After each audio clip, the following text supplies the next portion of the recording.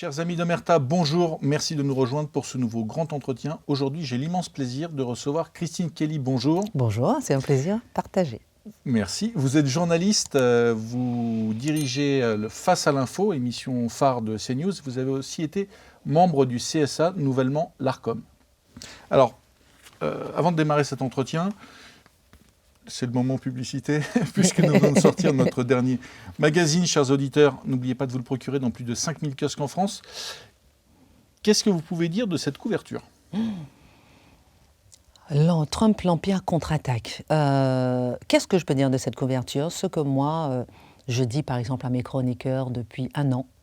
Je leur dis que vous verrez, il y a tellement eu d'attaques contre Donald Trump, financières, politiques, à tout point de vue, que je ne le vois pas arriver au pouvoir en novembre. Et mes chroniqueurs me disent « Oui, pourquoi tu dis ça ?» Je dis « Mais je pense qu'il peut mourir d'une crise cardiaque, je pense qu'on peut l'assassiner. » Et il y a eu, après, 2 tentatives d'assassinat. Donc quand je vois Trump, l'Empire contre-attaque, ça me fait penser à ça et au fait qu'on sent qu'il y a tout un système qui est contre lui, qu'on soit d'accord ou pas avec Donald Trump, peu importe. L'essentiel, c'est de laisser faire la démocratie. Et tout ce système qui est contre lui est, pour moi, antidémocratique. Voilà à quoi cela me fait penser. Évidemment, je vois Emmanuel Macron qui pleure. Évidemment, je vois Zelensky. Bon voilà, on sent qu'effectivement, cette élection américaine aura un fort impact au niveau international et sur la guerre, certainement, en Russie et Ukraine. Est-ce que d'ailleurs, dans beaucoup de médias, on donne déjà Donald Trump perdant et Kamala Harris. Bien sûr. Est-ce que c'est un traitement qui est justifié ? Est-ce qu'il y a un parti pris idéologique dans la sphère médiatique française sur cette élection américaine ? Vous connaissez déjà la réponse. Il y a un véritable parti pris et très sincèrement, regardez la couverture. Donald Trump, il fait la tête. Kamala Harris, elle est en général souriante. Kamala Harris, c'est une femme. Elle est noire, elle coche toutes les cases. Donc évidemment, comme ça, déjà de prime abord, on se dit « Waouh, Kamala Harris, elle est belle, etc. » Je prends l'exemple de ma sœur qui voit l'autre jour la convention pour Kamala Harris, la convention démocrate, et elle dit « Waouh, elle était géniale, exceptionnelle et tout. » Et je lui ai dit « Mais tu serais aux États-Unis, tu voterais pour elle ?»« Ah ouais !» Je lui ai dit « Tu voterais pour elle parce que tu es noire et elle est noire ou bien tu sais exactement son programme ?» Et elle m'a dit « Ah ben tu vois, je ne me suis pas posé la question, j'en ai honte. » Alors c'est ça, justement, que j'aimerais que tous les journalistes se posent comme question. Est-ce qu'on valorise Kamala Harris parce qu'elle coche toutes les cases de l'anti-Trump, ou bien est-ce qu'on écoute son programme? Est-ce qu'on regarde le fond des choses? Est-ce qu'on détruit Donald Trump parce que justement il fait toujours la tête, parce qu'il a souvent des mots virulents contre les femmes, contre les Noirs, ou bien est-ce qu'on écoute son programme et on regarde dans son bilan et son ensemble? Je pense qu'il faut trouver un juste équilibre et avoir une présentation de l'actualité, de l'information, de l'actualité de la campagne présidentielle juste, mais ça, je n'ai pas encore trouvé un média qui le fait de façon correcte. Alors vous êtes auteur aussi d'un livre, Les femmes en politique, premier bilan, aux éditions du Cherche-Midi. Pourquoi avoir choisi de traiter cette thématique? J'ai voulu faire 30 portraits de 30 femmes en politique parce qu'on a toujours parlé de l'accession des femmes au pouvoir. Regardez Kamala Harris, c'est un pays où jamais une femme n'a été présidente, aux États-Unis, comme en France, alors qu'en Europe, il y a beaucoup de pays qui ont vu des femmes à la tête du gouvernement, en Allemagne, etc., dans les pays nordiques. Donc l'accession des femmes au pouvoir a toujours posé beaucoup d'interrogations, a suscité des articles, suscité des textes de loi. Est-ce qu'il faut mettre la parité? Est-ce que la parité est respectée? Elle n'est toujours pas respectée, malgré tous les textes qui ont été écrits et ici en France. Et jamais on s'est posé la question de l'exercice du pouvoir des femmes. Est-ce que, comme disaient les médias sur la route de ces lois sur la parité, elles seront plus éthiques, elles vont susciter la réflexion, elles seront plus responsables, elles seront plus penchées sur la famille, elles seront plus tendres, elles seront plus douces, elles seront plus gentilles, elles seront plus... Voilà. Est-ce que tout ça s'est vérifié? Et je dresse en quelques pages 30 portraits où chacun peut regarder et retirer la subscientifique moelle et retirer un petit bilan des portraits, et on voit finalement que les femmes femmes, parfois, la sororité, on l'attend, elle n'est pas là. L'attaque, elle est là. Les coups bas sont là. Est-ce qu'il y a plus d'éthique, plus de réflexion, plus comment dirais-je, d'écoute même dans une conversation politique ou dans un débat politique? A priori, non. Et j'ai fait ce livre pour que le lecteur puisse se rendre compte qu'au bout du bout, une femme est un homme politique comme les autres. Alors l'actualité, c'est évidemment la situation au Moyen-Orient, avec la possible invasion du Liban Sud par Tsahal, par l'armée israélienne. Est-ce que cette situation, vous qui connaissez bien les questions internationales, vous inquiète? Et est-ce qu'il est difficile de traiter de ce sujet sur des chaînes d'information? Alors, deux questions, deux réponses. Oui, elle m'inquiète. Et avant, souvent, sur les chaînes d'information, on parlait très peu de l'actualité internationale. Ça faisait chuter l'audience, on évite d'en parler parce que ça ne nous concerne pas. On voit et on comprend maintenant qu'il y a quelque chose qui se passe sur la scène internationale et qui peut directement nous impacter. On l'a vu pour la guerre Russie-Ukraine et on voit effectivement que ce qui se passe à n'importe quel endroit du globe peut avoir une conséquence sur notre quotidien, nous en France. La deuxième question, c'était est-ce que c'est difficile d'en parler sur les plateaux télé? Oui, c'est difficile d'en parler parce que le débat public et le débat à l'antenne est devenu compliqué parce qu'il y a une certaine menace sur la liberté d'expression. Il y a une certaine menace sur chaque mot qui est à l'antenne. Moi qui étais à l'antenne à LCI où je présentais les JT dans les années 2000, je me rappelle que déjà lorsqu'il y avait une guerre au Proche-Orient, on recevait des mails d'insultes incroyables si on ne traitait pas d'une certaine façon, en tout cas on était tout le temps harcelés, mais maintenant ça a été décuplé. Ce ne sont pas uniquement des mails, c'est sur les réseaux sociaux, c'est partout des menaces, etc. Donc oui, dès qu'on touche à la guerre au Proche-Orient, dès qu'on touche au Hezbollah, au Hamas, etc., il y a une certaine hystérie collective qui fait que instinctivement, sauf si on est hyper courageux, on a un certain recul.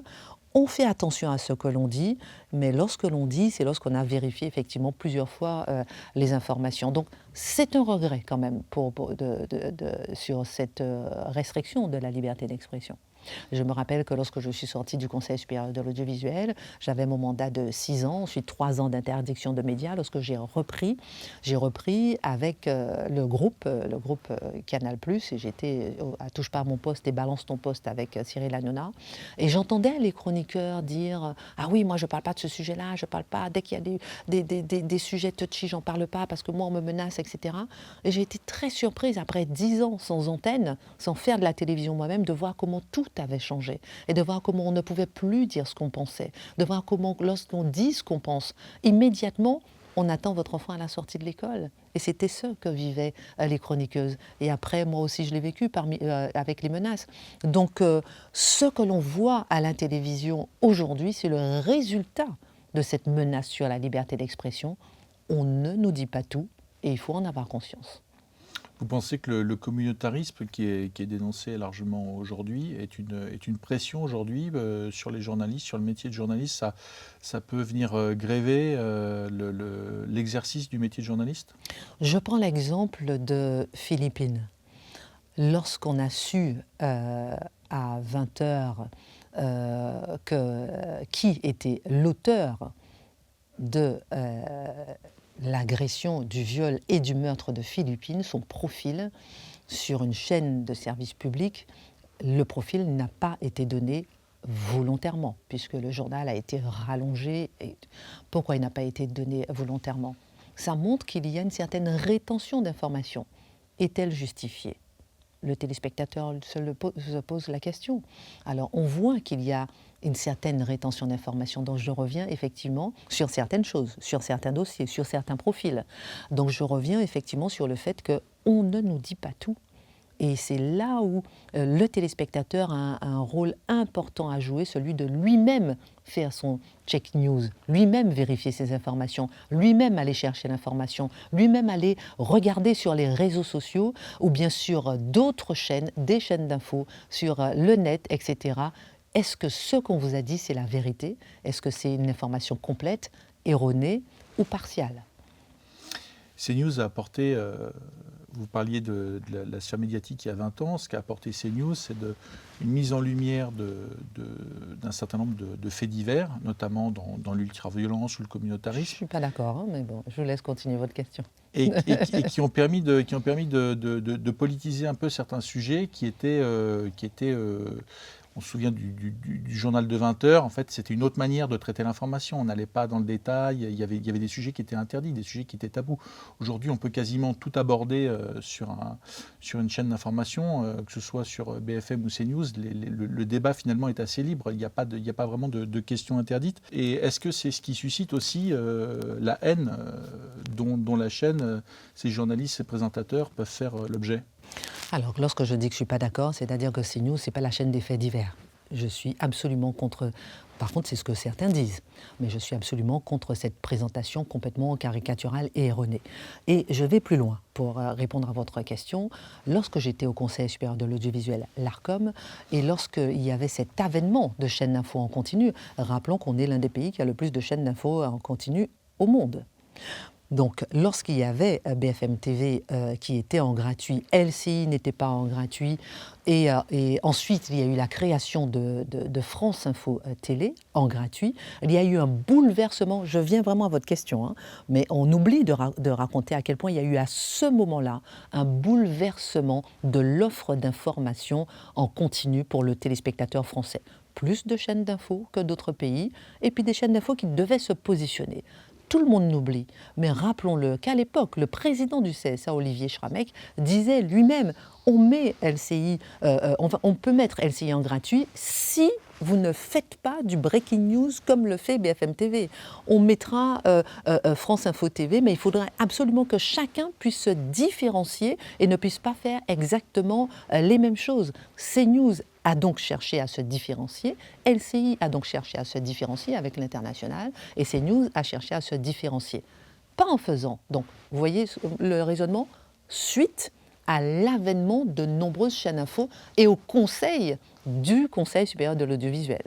Et lorsque CNews s'est développé et a cherché un créneau, c'était non pas sur les faits divers, mais sur la vérité.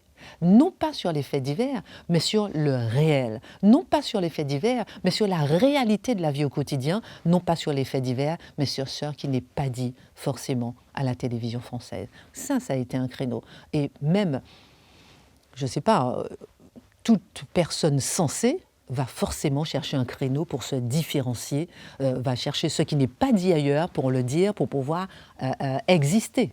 Vous êtes d'accord avec moi? On ne peut pas être dans un univers concurrentiel et en faisant exactement la même chose, au même moment, les mêmes JT, etc.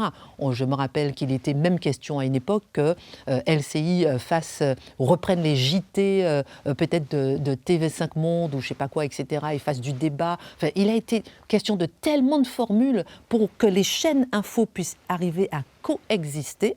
Lorsque les chaînes ont trouvé leur formule, LCI, personne ne critique plus que ça, mais CNews on critique.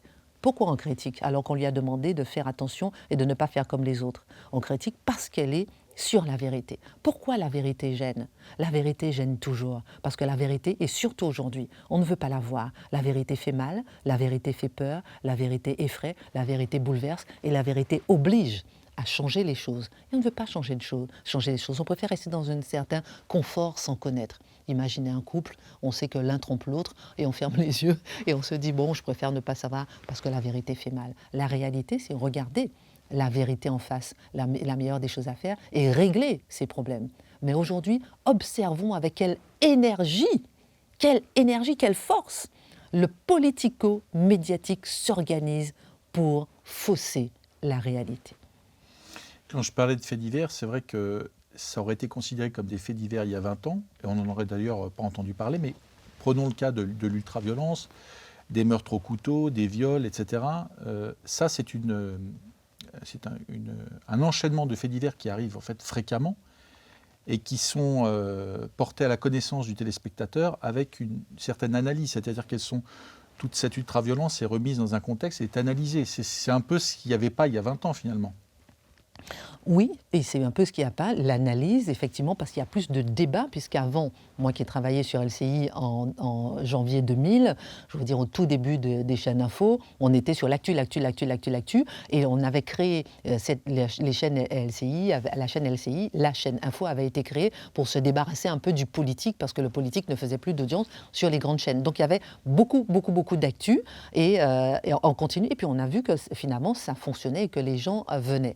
Et après, petit à petit, avec l'explosion des chaînes en continu, on est venu à ce débat. On est venu face à l'infobésité, face au téléphone portable, face aux alertes que l'on a sur son téléphone toute la journée. On est venu finalement, toutes les chaînes info, à faire du débat, à faire de l'analyse, à faire parce que c'est ce que le téléspectateur veut. Ok, d'accord, Tsal, il s'est passé ceci aujourd'hui. Ok, d'accord, Donald Trump, il a dit ceci ou cela. Mais qu'est-ce que ça veut dire? Quel est le contexte? On a tellement d'informations qu'on a envie d'analyser. Donc cette analyse, effectivement, elle n'existait pas avant parce qu'il n'y avait pas autant de chaînes d'information et parce qu'on ne faisait pas face à cette infobésité.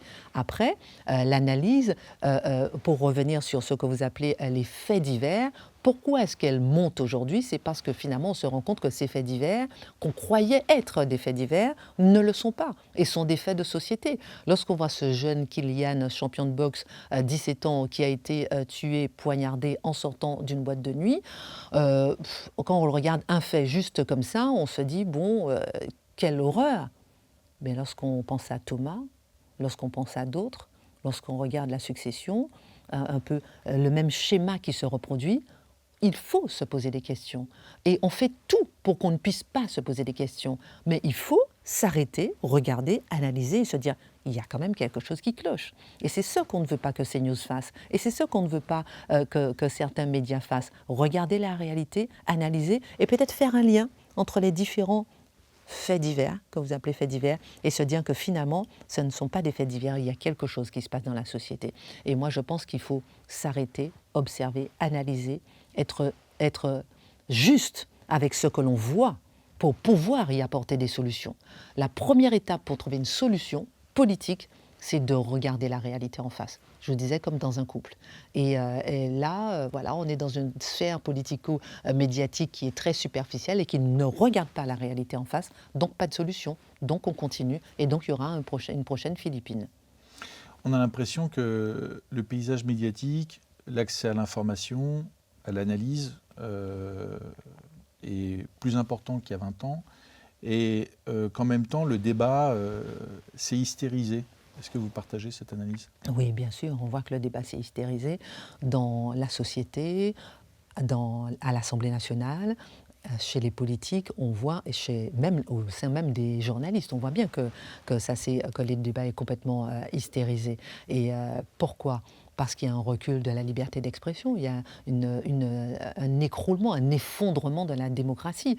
À partir du moment où on vous dit « Madame, vous ne devez pas recevoir Éric Zemmour sur votre plateau », il y a juste un problème de liberté d'expression. À partir du moment où on vous dit « Madame, on va supprimer votre chaîne », il y a juste un problème de liberté d'expression. Attention, c'est un problème en France, c'est un problème dans les démocraties, c'est un problème qu'on voit justement avec Donald Trump, c'est un problème qu'on voit aux États-Unis, c'est un problème qu'on voit avec Elon Musk ou bien avec Pavel Durov, le patron de Telegram qui a été arrêté. Ce que l'on voit par exemple aussi en Grande-Bretagne, au Royaume-Uni, avec les émeutes qu'il y a eu cet été dernier, et il y a eu des gens qui ont réagi face aux émeutes, et il a été question de condamner des personnes qui ont fait des tweets pour incitation à la haine. Donc on voit que la liberté d'expression elle-même, de façon générale, elle est menacée, elle est gravement menacée dans toutes les démocraties. Donc ça pose un sérieux problème, et c'est vrai que c'est à analyser. Vous pensez qu'il y a des sujets interdits, il y a des tabous Bien sûr. On ne peut pas parler, dont on ne vous pardonne pas de parler? Oui, vous savez, par exemple, le Proche-Orient, c'est un sujet, on ne va pas vous pardonner d'en avoir parlé d'une certaine façon ou d'une autre. Il y a les sujets, par exemple, des vaccins, du Covid, dont on ne vous pardonnera pas d'en avoir parlé. Si vous parlez des effets secondaires du vaccin, voilà, vous aurez beaucoup de retours négatifs, alors que vous avez aussi le droit de vous poser des questions. Donc oui, mais je pense que le téléspectateur, le Français, se rend compte qui sait très bien ce qui est délicat, ce dont on ne parle pas et ce dont il aimerait, dont on parle, il nous le fait savoir régulièrement sur les réseaux sociaux aussi. Et malheureusement, on arrive dans un pays de liberté à se restreindre sur sa liberté parce qu'après, on est menacé de mort et ceux qui sont menacés de mort ne sont pas forcément ni arrêtés, ni jugés, ni condamnés.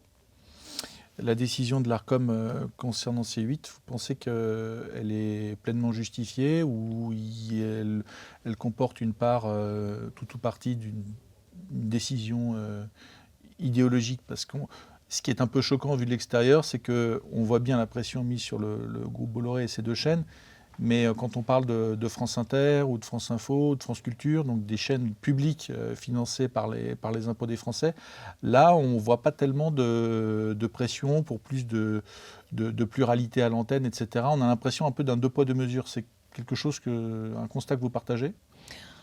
Un jour, lorsque j'étais membre du Conseil supérieur de l'audiovisuel et que je m'occupais des dossiers de la publicité notamment, les services viennent me proposer des dossiers très régulièrement, ou bien nous on voit des choses, ou bien il y a des alertes des téléspectateurs, ou bien on peut se saisir, les services se saisissent d'un dossier et vous proposent. Madame Kelly, voilà, telle chaîne, je pense que c'était Canal, a fait telle erreur en matière de publicité, dans un contexte général, voilà ce qu'on vous propose, voilà telle sanction qu'on vous propose. Et je regarde, je dis, mais ça c'était un sujet que tout le monde a abordé. Revenez avec le dossier en me disant si toutes les chaînes ont fait la même erreur, pas que Canal, ou bien pas que LCI, c'était ou Canal ou LCI.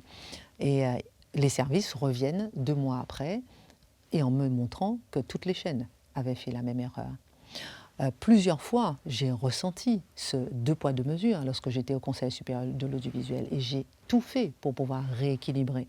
Ok, d'accord, France Télévisions, on est un peu plus tolérant et ça se sent de façon générale qu'il y a cette tolérance.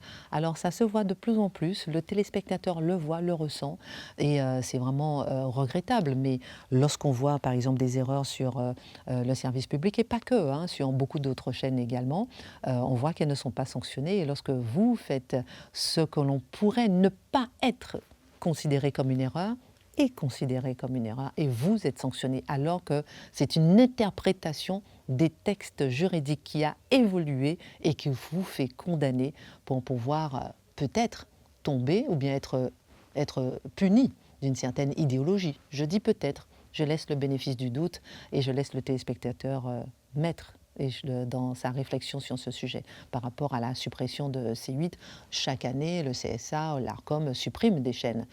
Mais ce sont des chaînes qui ne sont pas regardées. Ce n'est pas la première chaîne de la TNT, ce n'est pas une chaîne qui fait autant d'audience, ce n'est pas une chaîne qui draine autant de jeunes.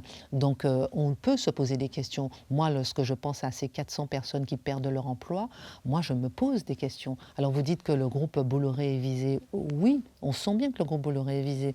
Lorsqu'on voit tous les articles de presse où on voit, il y a des adjectifs se juxtaposent pour pouvoir le présenter. Mais moi, ce que je me demande, c'est pourquoi il y a toujours un milliardaire qu'on critique et il y a d'autres milliardaires dont on ne parle jamais. Absolument. Pourquoi il y a un milliardaire qu'on va critiquer et d'autres milliardaires qui passent crème. On ne dit même pas ce qu'ils font.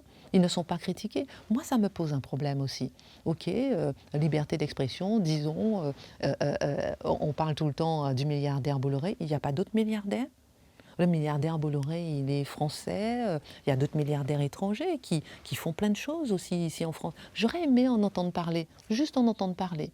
Et ne serait-ce que ça me pose des questions.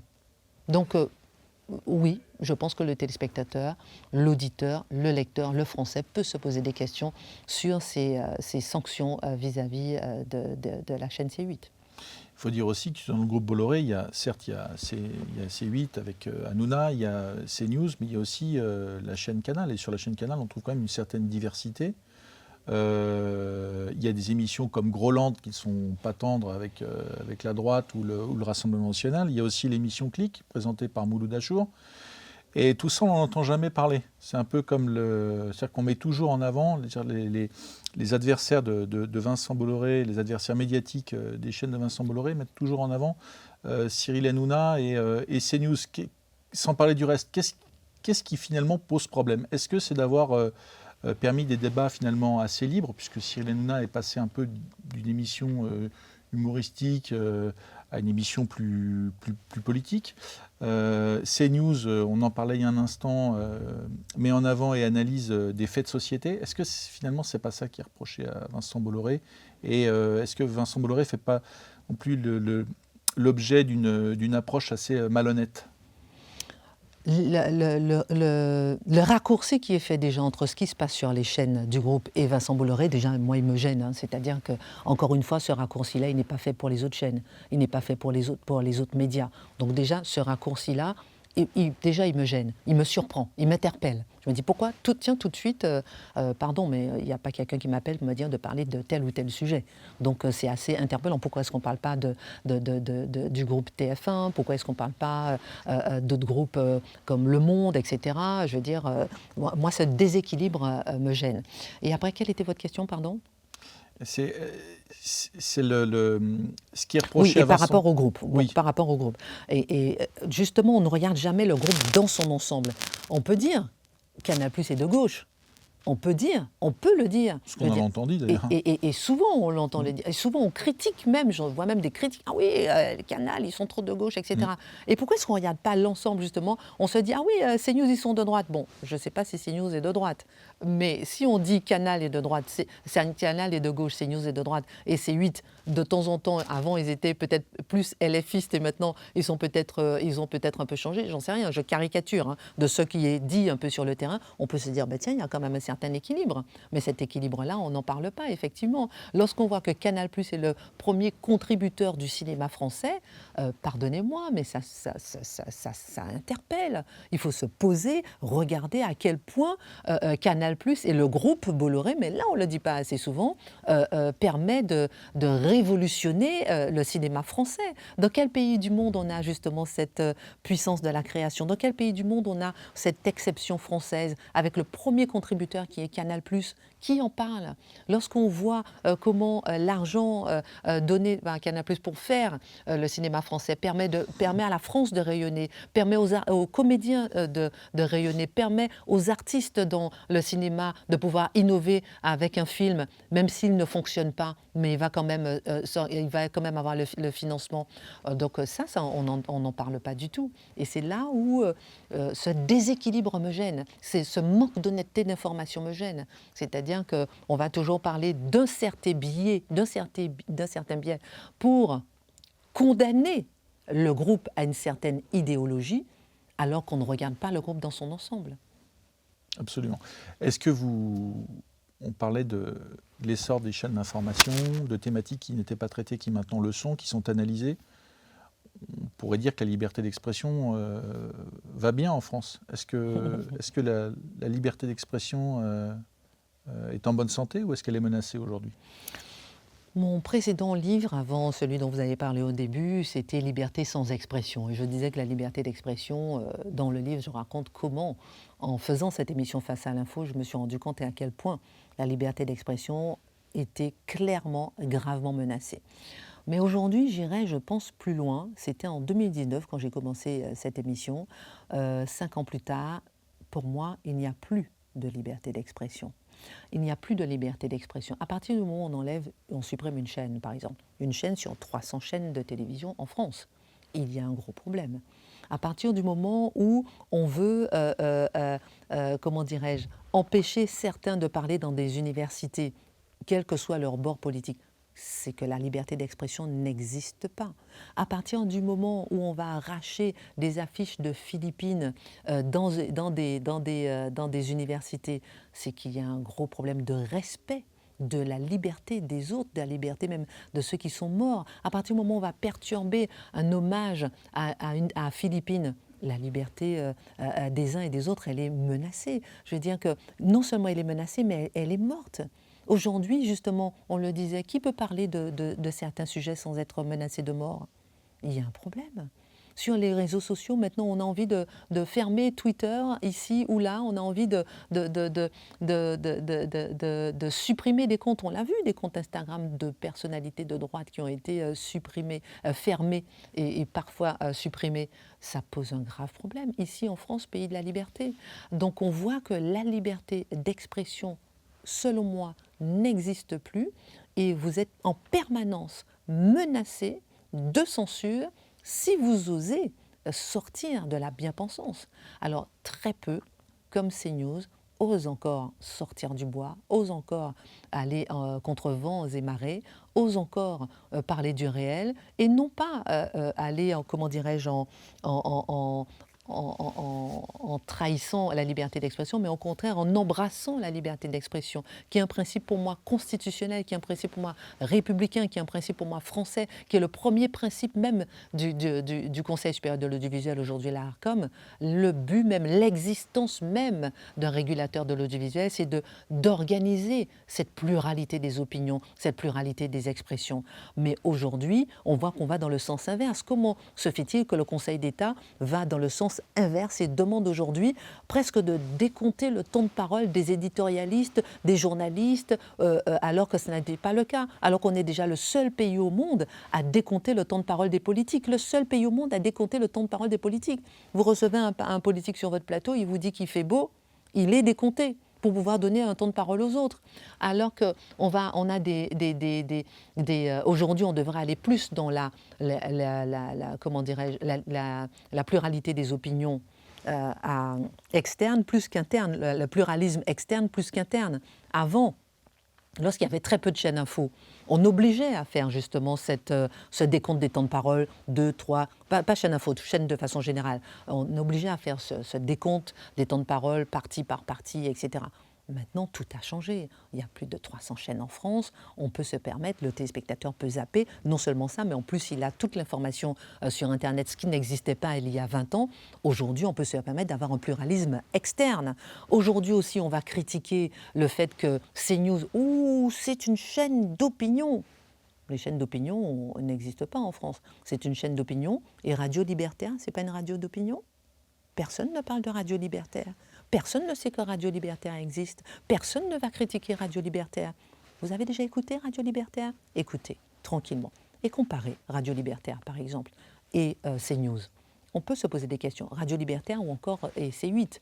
Donc là, il y a tout un système autour de la liberté d'expression qui s'écroule complètement. Et au lieu d'aller vers la démocratie, vers la liberté, vers la confrontation des idées, la confrontation des opinions, argument par argument, on va vers la déliquescence. Lorsqu'on est sur un plateau télé et qu'on veut faire un débat, systématiquement, au lieu d'argumenter sur le fond, la personne fait diversion. C'est intéressant à analyser, à observer, pour pouvoir mieux juger. Les Français n'ont jamais eu autant accès à l'information. Les Français aiment la liberté d'expression. Et on a l'impression que cette liberté d'expression est un peu l'otage, on en parlait au début de l'entretien, de communauté, du communautarisme, de minorité. Est-ce qu'il existe aussi un petit lobby politico-culturo-médiatique qui justement s'attaque à ce qui ne lui plaît pas, en l'occurrence aux chaînes de Vincent Bolloré ? On peut se poser cette question, et pas que les chaînes de Vincent Bolloré. Moi, je pense que même l'arrestation de Pavel Durov, moi, ça me pose question. Il n'a pas été arrêté en Russie, il n'a pas été arrêté dans d'autres pays, il a été arrêté en France. Bon, évidemment, je ne sais pas, je ne connais pas, personne ne connaît d'ailleurs les précisions du dossier, mais oui, ça pose question, ça pose question.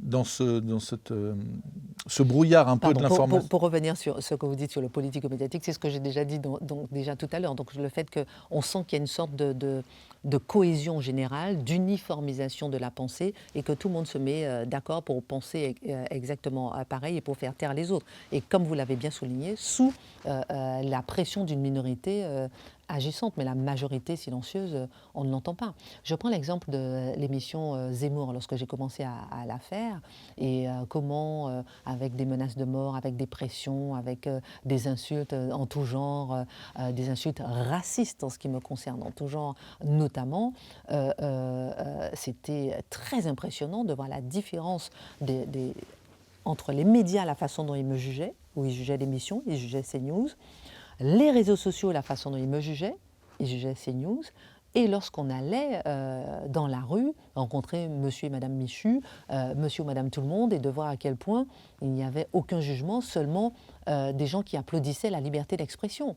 On est d'accord, on n'est pas d'accord, madame, avec monsieur Zemmour, mais en tout cas, il faut le laisser parler. Voilà ce que disent les gens. Donc ça, malheureusement, c'est quelque chose qui est en train de s'éteindre.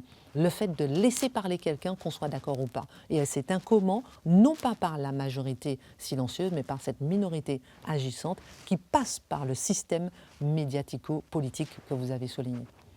Et souvent d'ailleurs, la manière dont sont présentés les débats et dans l'espace public, il y a aujourd'hui un affrontement de radicalité, c'est-à-dire que vous avez d'un côté, par exemple, sur les questions de l'immigration, Lucie Castex qui a dit qu'il faut régulariser automatiquement tous les clandestins, et de l'autre côté aussi je dirais un retour identitaire qui voudrait, qui s'oppose aussi à toute forme de diversité. Et aujourd'hui, on a l'impression qu'une vision d'équilibre ou de réflexion ou de véritable analyse n'a plus tellement sa place dans l'espace public. Je prends l'exemple, et c'est très juste ce que vous dites, je prends l'exemple de Gérald Darmanin, qui est sur France Inter et qui dit, bon, pour faire vite, le petit blanc vote Le Pen et le petit beurre vote Mélenchon. Moi, pardon, je suis antillaise noire, je me dis, mais je suis où il était ministre de l'Outre-mer. Je veux dire, tout de suite, ça te renvoie à ta couleur de peau. Tu te dis, mais je suis noire, je suis française avant Nice, avant la Savoie. Je veux dire, mais moi, je suis où? C'est intéressant de voir comment on radicalise justement la société. Ouais, ben oui, il y a de la nuance. Oui, il y a de la nuance. Ben oui, il y a des Noirs qui sont français. Oui, il y a des Noirs qui aiment la France. Oui, il y a des Noirs qui veulent se battre pour la France. Il y a des Noirs patriotes. Il y a des Noirs qui sont nés français depuis des générations et des générations. Donc moi, cette radicalité dont vous parlez, on la voit tout le temps, partout, par les politiques.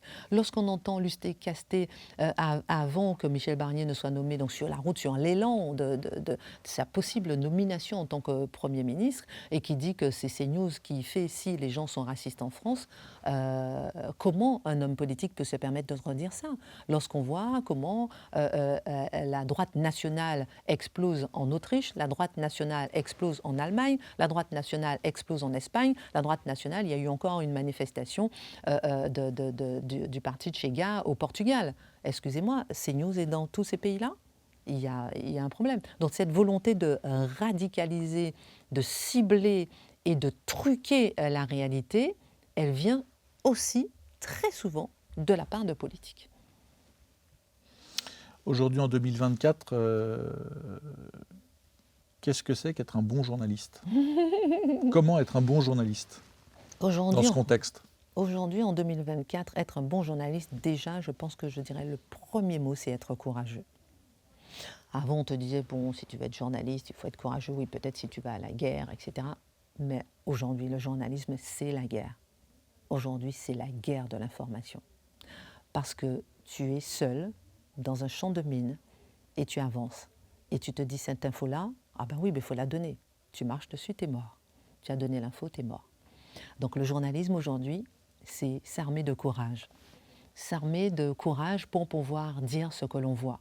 Avant, on pouvait dire ce que l'on voyait sans forcément avoir des vents contraires. Aujourd'hui, les vents contraires sont tellement puissants, tellement forts, ils sont tellement unis et nombreux dans tous les systèmes souvent administratifs que lorsque vous êtes journaliste et que vous dites ce que vous voyez, la vérité, ce que vous voyez, vous pouvez perdre votre emploi, vous pouvez perdre votre crédibilité, vous pouvez perdre votre identité, c'est-à-dire à être condamné à la mort sociale, juste parce que vous dites ce que vous voyez. Donc finalement, aujourd'hui, être un vrai journaliste pour moi aujourd'hui, c'est être un résistant. Est-ce qu'il ne faut pas aussi se détacher un peu des réseaux sociaux? On sait qu'il y a des campagnes, vous en avez fait l'objet, de haine ou de déstabilisation, de trolling, qui visent justement à casser le travail, même à casser la personne, Bien sûr. la personne, à la faire s'effondrer. Est-ce qu'il ne faut pas non plus aussi un peu se détacher de tous ces réseaux sociaux pour pouvoir travailler plus sereinement et plus efficacement? Alors je dis non, moi je suis une combattante, moi je plonge dedans. Et par exemple, je vois comment Karine Le Marchand, elle est sortie des réseaux sociaux, elle n'est pas journaliste, mais je vois comment Anne-Sophie Lapix, elle a quitté Twitter Oui. aussi. Et moi je me suis dit non. C'est-à-dire qu'on me crache dessus, ok, d'accord, ça vous appartient. On me dit que je suis facho, ok, d'accord, c'est certainement vous qui l'êtes. On me dit que vous êtes sur une chaîne d'extrême droite, bon, ok, ça vous appartient. Je sais qui je suis, je sais ce que je veux faire. Je sais, j'ai mes 2 pieds ancrés. Je connais mon identité. Je connais les valeurs que m'a inculquées ma mère et mon père. Je connais mon pays. J'aime ma France. Donc personne ne peut m'ébranler. Vous pouvez critiquer, vous pouvez insulter, mais je pense qu'aujourd'hui, lorsqu'on veut être journaliste, il faut aussi regarder les réseaux sociaux. S'armer de courage, comme je disais tout à l'heure, mettre son gilet pare-balles et regarder les réseaux sociaux, puisque ça fait partie des sources d'information. Et c'est là où on voit comment le téléspectateur et le Français réagissent sur des informations qui ne sont pas données parfois sur les chaînes nationales ou bien la presse écrite. Et on peut la retrouver par exemple sur les réseaux sociaux. Lorsque j'étais au Conseil supérieur de l'audiovisuel, en 2011, j'ai fait pour la première fois autoriser la citation de Facebook et Twitter à la télévision. C'était interdit parce que c'était le décret de 92 qui est contre la publicité clandestine et c'était faire de la pub. Et voilà. Donc moi, j'ai vraiment réuni toutes les chaînes, toutes les radios pendant 2 ans et leur demandé mais pourquoi vous avez envie de citer Facebook et Twitter? Et c'était long, c'était en 2009 que j'ai commencé. Très tôt. Et en 2011, justement, j'ai fini par autoriser justement la citation de Facebook et Twitter. Et même aux États-Unis, on applaudissait cette décision. Et tous les journalistes, les patrons de chaîne m'expliquaient à quel point aujourd'hui, on ne peut pas avancer si on n'est pas en lien avec les réseaux sociaux. On ne peut pas témoigner si on n'est pas en lien avec les réseaux sociaux. Donc, on est dans notre temps. Je pense qu'il faut apprendre à vivre avec son temps. Il faut trier le bon grain de l'ivraie. Et aujourd'hui, on ne peut pas vivre dans une société aseptisée. Il faut accepter d'être dans une société qui peut faire mal. Il faut accepter d'avoir des gens qui ont des arguments qui peuvent vous faire mal. Ça aussi, c'est la liberté d'expression. Vous avez interviewé bon nombre de personnalités, qu'elles soient politiques, culturelles, médiatiques et j'en passe. Il y a cependant des gens que vous ne pourrez jamais interviewer parce qu'ils ne sont plus de ce monde. Quelle est la personnalité que vous auriez aimé interviewer aujourd'hui? Je pense qu'aujourd'hui, j'aurais aimé interviewer mon ascendant qui a été sorti du Congo en tant qu'esclave. Alors, moi, je suis une sorte de checker où il y a du Congolais de Brazzaville, il y a du blanc de Bretagne, il y a du Vietnamien, il y a de l'Indien de Madras. Voilà, il y a tout ça un petit peu chez moi.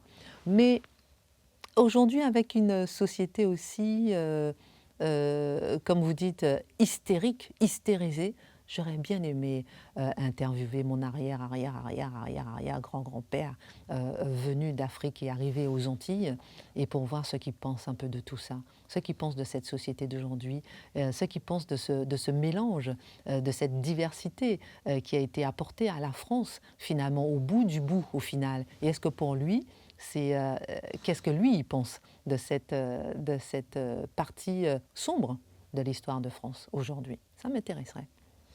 Vous êtes aussi maman d'une petite fille. Quand vous voyez la vague woke poussée par une minorité, mais qui déferle dans l'espace public, y compris maintenant dans les écoles, puisqu'il y a des spectacles transgenres qui sont organisés pour des enfants de 6 à 10 ans. Est-ce que ça vous inquiète? Ah oui, bien sûr. Comme beaucoup de mamans, et les mamans de la classe de ma fille sont très inquiètes. Et c'est intéressant de voir, je parlais du mot résistant tout à l'heure, de voir comment la résistance s'organise où les gens, ou bien ils prennent par exemple lorsqu'ils voient l'effondrement, lorsqu'ils voient l'arrivée du wokisme en masse, ils vont chercher une école quitte à ce qu'elles soient privées, quitte à ce qu'elles coûtent cher, pour mettre leurs enfants, pour les protéger d'une certaine façon. Ou bien chercher une école peut-être publique, mais pour protéger au maximum son enfant, effectivement, de tout ce wokisme qui arrive. Moi, j'aurais préféré qu'on donne une instruction civique à un enfant avant de lui donner de l'éducation sexuelle. Moi, je préfère à moi-même faire de l'éducation à ma fille et laisser l'instruction à l'école. Même dans une école privée, on fait aussi maintenant de l'éducation à certaines choses, etc., des associations qui arrivent dans les écoles privées. Moi, je dis toujours non. Moi, l'instruction, oui, l'éducation, c'est pour moi. Et ma fille, depuis toute petite, lorsqu'on a une fille aujourd'hui, on a peur. Il faut absolument préparer son mindset, son état d'esprit, son discernement. Et tout le temps, je lui dis, ma chérie, n'oublie pas, une chose qui te sauvera dans la vie, le discernement. Essaie de juger, regarde ce qui est juste. Ça, tu le sens comment? Tu penses que c'est vrai ou c'est pas vrai? Tu penses que c'est faux ou c'est vrai? Un jour, on t'enverra une photo ou une vidéo, on te dira, voilà ce que te dit ta mère. Sache voir que c'est pas ta mère. Il faut absolument que tu muscles ton discernement. Regarde bien autour de toi. Et pour avoir ton discernement, il faut que tu puisses lire, il faut que tu puisses bien connaître l'histoire, il faut que tu puisses argumenter, il faut que tu puisses confronter tes idées avec les autres. Et je lui dis toujours 3 mots: adaptation, adapte-toi à tout; détermination, ne lâche jamais rien; maîtrise des émotions, pas la peine de pleurer, il faut toujours avancer. On l'a dit, vous êtes originaire de l'île de la Guadeloupe. Quand vous observez les événements en Nouvelle-Calédonie depuis presque un an, ces émeutes à répétition, cette volonté d'indépendance d'une partie de la population locale, des Kanaks, d'une partie des Kanaks, est-ce que ça vous fait mal? Qu'est-ce que vous en pensez? Est-ce que vous auriez un message peut-être à passer à cette partie de la France? Si vous permettez, je vais noyer la Nouvelle-Calédonie avec Mayotte, avec la Guadeloupe, la Martinique, etc., donc avec l'outre-mer, qui s'étale donc sur toute la surface du globe. Et parce que je trouve aujourd'hui que l'outre-mer est complètement délaissé, complètement abandonné. La succession de ministres de l'outre-mer là, qui passent, etc., qui ne connaissent pas l'outre-mer, m'interpelle et fait mal. Lorsque je vois, je l'ai dit au tout début septembre, ces gens qui crient en Guadeloupe parce qu'ils n'arrivent pas à remplir leur caddie, ils n'arrivent pas à donner à manger à leurs enfants parce qu'ils ont un salaire de 1 000 € et que tous les prix sont multipliés par 2 et que personne ne veut régler le problème, ça pose un grave problème. Lorsqu'on voit l'immigration à Mayotte qui est ingérable et qu'on voit par exemple la députée Estelle Youssoufa qui demande à arrêter le droit du sol, on en avait parlé, mais bon, ça reste vœu pieux, tout a changé. Et elle demande d'arrêter le droit du sol. C'est intéressant, mais on sent que l'outre-mer est complètement abandonné. Et lorsqu'on voit effectivement la Nouvelle-Calédonie, là aussi, la Nouvelle-Calédonie, on sent qu'elle a été abandonnée. On a l'impression qu'on donne 130 millions à la Nouvelle-Calédonie, et puis voilà, les entreprises vont se refaire. Non, là, ce qui se passe par exemple en Martinique, ce qui se passe en Nouvelle-Calédonie, les entreprises se ferment et ne vont jamais rouvrir. On l'a vécu en Guadeloupe en 2009 lorsqu'il y a eu la crise de 2009, justement, crise de la vie chère. Il y a des entreprises qui se sont cassées le nez, qui n'ont plus jamais rouvert. Donc en ce moment, il y a une crise en Outre-mer de façon générale, que ce soit pour la vie chère, que ce soit pour comment dirais-je, une crise identitaire, on n'en parle pas souvent, mais une crise identitaire, ça se passe aussi en Nouvelle-Calédonie, ça se passe en Guadeloupe, ça se passe en Martinique, crise identitaire, crise aussi sanitaire, il n'y a pas d'eau potable en Guadeloupe. Comment est-ce possible qu'il n'y ait pas d'eau potable en Guadeloupe? Moi, j'aurais été une élue de l'outre-mer, je ne pourrais pas aller me coucher sans que mon département n'ait pas d'eau potable. Il n'y a pas longtemps, il n'y avait pas d'eau potable, il n'y avait pas d'électricité en Guadeloupe pendant plusieurs jours, peut-être une semaine ou 2. Comment peut-on imaginer ça? L'outre-mer est abandonné, l'outre-mer, et c'est un scandale pour moi. Lorsque je vois que même au sein d'un gouvernement, on peut aussi aller chercher quelqu'un de l'outre-mer. Il y a des députés de l'outre-mer, bon, pas tous, mais qui peuvent quand même être à un gouvernement. Je veux dire, moi j'aurais aimé avoir les ultramarins représentés.